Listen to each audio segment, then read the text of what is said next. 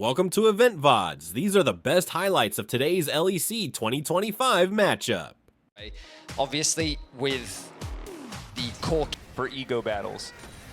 at least that's what top laners would like, but in reality, jungle. Yeah, in reality, yeah. Malrang has snuck his way in. We'll see that the red buff hasn't been started in 1-1-3. This is going to be pretty easy for Malrang to get a lot of damage down, or at least force 1-1-3 away. Isn't going to overstay, immediately sees the run for Paris and is going to respect that, but tough for 1-1-3 to re-enter. Does have some healing on the passive, but obviously red buff early on is just going to completely outvalue the blue buff. Isolated 1v1, but does set him up to be quite vulnerable for a gank if they just get a bit of extra damage. And CC now, however, the engage in bottom lane. Retreat coming in for Ice. Ignite down for a little bit more damage, not doing too much, but Rogue very clearly in control of this lane. Ice no team. LEC, and a large part of that was they had a strategy of drafting winning lanes. And it might seem like, well, duh, but they were very good at getting these winning lanes, and they leveraged that to great efficiency in the early game. Right now, they're looking to take a page out of that old playbook as they leverage their strong bot side of the map to secure themselves first dragon. With 1-1-3 on the bot side of the map, it makes a cross map for the Grubs a little bit harder. But 1-1-3 has found a way in. All right. Flashes. Good smite. Does manage to make it over the wall. Malrang, though, still doing okay. Para's going to follow. Malrang likely to fall here, but he did get the objective he came for. Nuke trying to come in and snipe the kill with the Severing Bolt. Flash out from Malrang. To deny the Nuke. So I don't know if necessarily better. In any case, Execute looking for a play. Execute, Aftershock fades away, and now Ice really just gets to turn back and load some damage. A bit too much of a chunk there for how little damage they got down on Ice, so putting themselves in a bit of a disadvantageous state as he's starting to roam up. Looks like lane trial was the goal, though, as Rogue now starting their second objective of the game. BDS were able to grab that first kill. Now one step closer to the feats of strength, but this is the second objective for Rogue if they're able to grab all three. I mean, I guess the payoff of dying for Malrang, quick reset back to base, heads back out onto the map immediately. Adam also getting a reset off, allows him to get the push. Irrelevant hadn't had that opportunity yet. Now he's gone back to base. Trying to rotate around mid, hoping to catch out. Nuke on the way. Dash in, flash forward on the ulti, a little bit awkward, trying to get tricky with it, but now just gets caught up anyway. Perfect use of the Petrifying Gaze, and down goes Nuke. These are the type of ganks we like to see from Malrang. Nice pathing, circumvents the vision, and is able to set up. You know, sometimes it's a hands diff and sometimes it's a mind control diff. And Malrang got the mind control diffy there as Execute, finding a little bit of lockup. Ice doing a lot of work in the individual fight as 1-1-3 tries to make it the hell out, but he's already taken down. Paros needs to get out of there too. Malrang just in time to cover. Double buffs for Patrick, and in the extended fight, Rogue certainly favored, but Ice making sure they don't lose anything else. The squishy Maokai just gets melted by the bot lane of Rogue. The engage from BDS, trying to leverage the numbers advantage that they have, really doesn't pay off in their favor. And you get to see some of the early game power that this Kalista brings to the composition. 2 kills now on the board for Rogue. And I think this is the awkward thing, right? Additional damage, on top of the fact that the additional CC allows you to build up those Ren stacks. And Malrang was on his way, which means that they likely could have ended up trading 1-for-1 regardless, but they end up making it a 1-for-0, and that's going to be the 3rd dragon of the game. But BDS this time round, immediately back out onto the map, make their way towards the Grubs. They're going to concede this dragon, but this will be a feat of strength heading over to Rogue. Now it's all eyes on first tower. Kalista obviously known more for neutral objective control than how quickly she takes tower, but if either side fumbles a larger play, tower likely the next thing to be awarded. For now, Relevant creating a lot of pressure here on the bottom side. Might look to go all out. Good lockup coming for Execute. Buying a bit more time for the rest of the team to get there to stop him. Getting anything more in the 1v1 or 2v1 as Patrick shows up, and now needs to survive the dive. This is a rough dive. They need to bait the W, the Pathmaker, as they are unstoppable now. Flash in full, continuing all out from Irrelevant. That is not what you want to be doing! Again, this is going for round 2, Dracons. All right, Irrelevant. Ready to go all out. Round 2, 3v1. I think they're going to get spotted out, though. The Maokai. 1-1-3 here. They were... A swing and a miss. Okay, the fight's still continuing, though. Nope, he's out of there. I think it was just phase rush. Phase rush, yeah. Range means that if they keep the goal this close, I feel like they're going to be pretty favored as we get later in the game in terms of objective setup, just because of the raw amount of poke they have, as you highlighted in draft, and of course because of the choice to go for the AP Maokai, it's just going to add that little bit extra on top. Look at this. Nuke already rotating down from the top side. Larson doesn't have this TP available, meaning that BDS will guarantee numbers advantage. Oh, 1-1-3. Starting to fight. 1-1-3, that is not who you are looking for. You are still a very squishy tree. Instantly cut down. Lumberjack Adam. But now the ulti from Hoy coming in is perfect. Nuke finds his man. Is going to lock up Patrick as well. The fall damage there. Paris looking for a little bit more. Ice and Nuke trying to get involved in the fight. Relevant pulling one back in the meantime. Larson's going to have to turn this all back on his lonesome. It's him and Malrang versus the world. Nuke, Ice, Irrelevant backing away. A good fight. But no objective fell, which means that we return to the map, and the dragon is on the docket. And you can see Adam obviously opting for the black cleaver. Yes, it's nice to stick to your targets, but it does mean that when that Hui and Maokai are able to lay down so much magic damage, you're really so squishy. TP comes in, completed item for Larson. That's 2 under his belt. Are they going to be able to find this fight and get to soul point? Rogue certainly on the back foot as the objective starts to reset.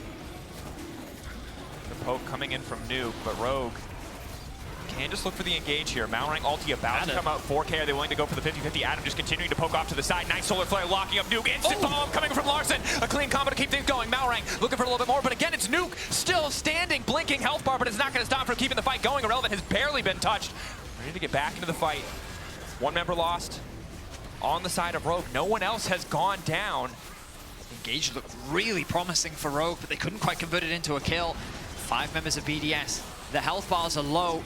Larson and Patrick looking very healthy. Malrang is looking to get some health back, trying to find a flank. Okay, ulti. Going in with the ulti, gonna try to get the work done himself, but the shield coming in from Relevant is clutch. Adam now getting in behind him, but the dragon has been taken down. A good smite coming in from 1-1-3 in the first kill. Now Adam needs to get the hell out. Ulti already used in the fight, Irrelevant on the chase, and it's all falling apart for Rogue. Back and forth, but in the end, BDS again coming out on top. BDS just dance around Rogue in the fight. Rogue now find themselves on the back foot, 3.5k gold down. Atakan on the board, Irrelevant gonna be the target once more. They've tried this a few times. The damage from Larson is gonna be crushing here. There's nothing he can do against the Casio. Grounded, he has no way out. Nice pick on the side lane coming in from Rogue, and Atakan potentially next on their list. Mid lane tower does go down, but they got good setup on the objective, and they're going to start at Callista as well. Makes securing the objective that much easier. Casio is just melting through this objective right now. But you've got to remember that starting this objective is a scary thing to do. Ulti onto 1-1-3, trying to keep it out of the fight. Execute now going to follow, but the objective's still relatively healthy. Pull back. The aggro hasn't reset, but it's only 5k. A ton of spears in its back. They still might be able to secure it. Execute gonna look to body block this one, but he'll likely lose his life in the process. The objective might be all that matters. Larson trying to bit more space, and now they're gonna have the extra life to pull in. All of BDS immediately running. Nuke laying down the blue carpet to try to speed them out to safety, and Rogue walking away. All of their outer towers, as you rightly said, that's the first tower going down in favor of Rogue. I think they should be fine conceding a few things. They don't have to overfall. I mean, the pressure is on Rogue to reclaim some opportunity back. They're diving. Going in, CC immune, but not immune to death, although he will be sent packing back to base. Execute withdrawing as well. Rogue getting very little. I think this is about the best you could hope for. It seems like Rogue and Patrick wildly far behind this. Corki in past 2 items. Callista, yes, she's still going to do well, but it's not crit scaling in terms of what she's going to bring to the table. Here we go. Dragon's going to be started off by 1-1-3. Adam secures the top tower, has TP available. He's going to channel it now. Bit of an awkward angle. BDS just walking away. They have the vision to see this coming. Not going to get caught out by the way. 3k lower.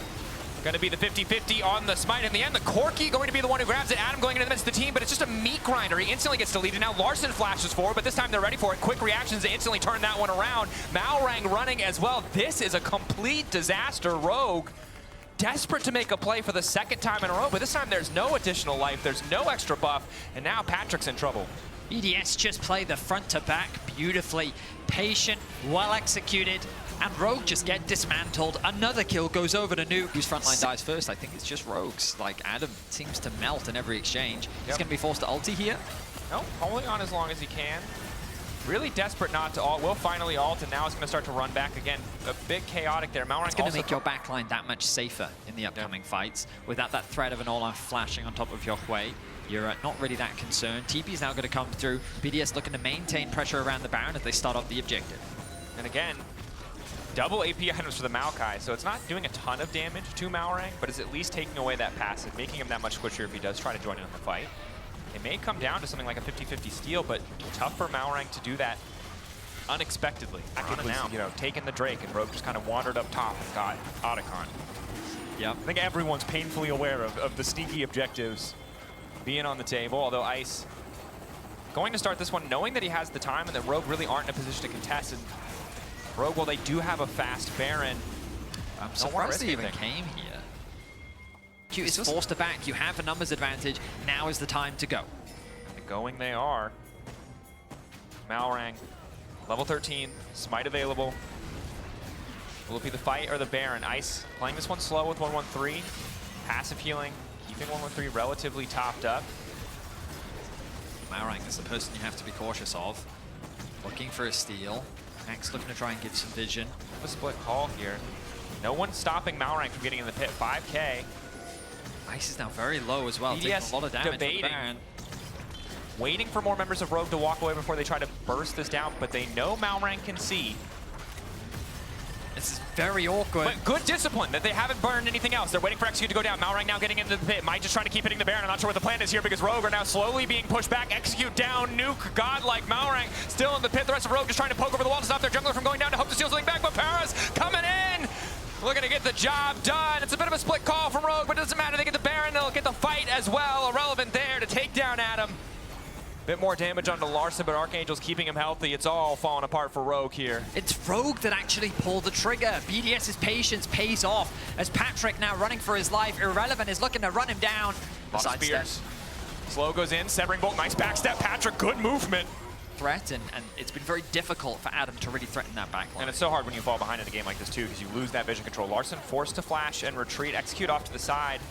At least getting a little bit of damage down on Nuke, and now Olaf on the chase.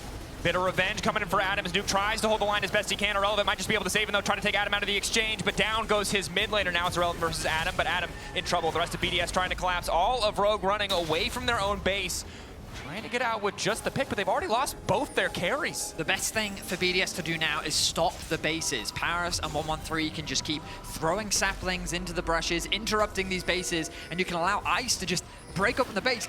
I feel like Ice should just be running towards the base right now. He doesn't need to be chasing for these kills. Perhaps the priority is on the Dragon instead. And it looks like that they're going to look to try and secure the Soul. Either way, another teamfight win for BDS. Adam finally finds a way onto the backline. He does take down Nuke, but you can see the cost of being able to find that. This is rough, man. Rose to the top of the ranks in mid lane throughout 2024, and is continuing to demonstrate it alongside Ice, who is involved in 17 of the team's 19 kills. Yeah, everywhere that he is needed to be. Yeah, starting to look more like a threat. Certainly a little rough around the edges in a few areas, but once they make it into those fights, they've been nothing but consistent. Alti moving in. I might try to find the angle, but again, the range advantage just makes it so easy for BDS. Just poke. If Rogue try to step up and contest, they're going to be losing 50% of their HP bar. So even the smallest step forward, they need to be ready to turn it into a full engage, or they're just going to slowly lose this one. BDS is just that much more durable with this Chem Soul at their back as well. The longer the fight goes on. Slowly sieging away, slow and steady has been the name of the game for BDS, not over-forcing, leveraging their range as you highlighted. They secure the bot inhibitor. They'll turn their attention towards mid lane, staying as a 5-stack for now. Larson with death cap, but there's really no TP wards for him to get to. Malrang finding the initial engage onto Irrelevant, not ideal. Adam already ulting, but doesn't really have a target to stick to as Ice goes 1v1 versus Patrick and clearly comes out on top. Bit of a shield to back him up from Nuke. Rogue with an 80 carry down, minions coming in, and inhibitor already falling as well, a second likely to follow. It's all on Larson, no flash, but he does have the death cap. I mean, he's gonna have to find some crazy play to turn this one around. 113 drops the ulti.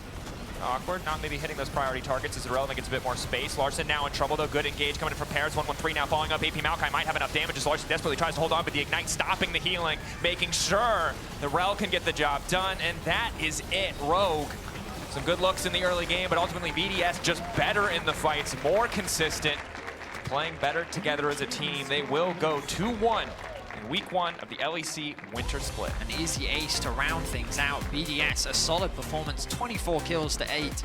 A bit of a slower one. We saw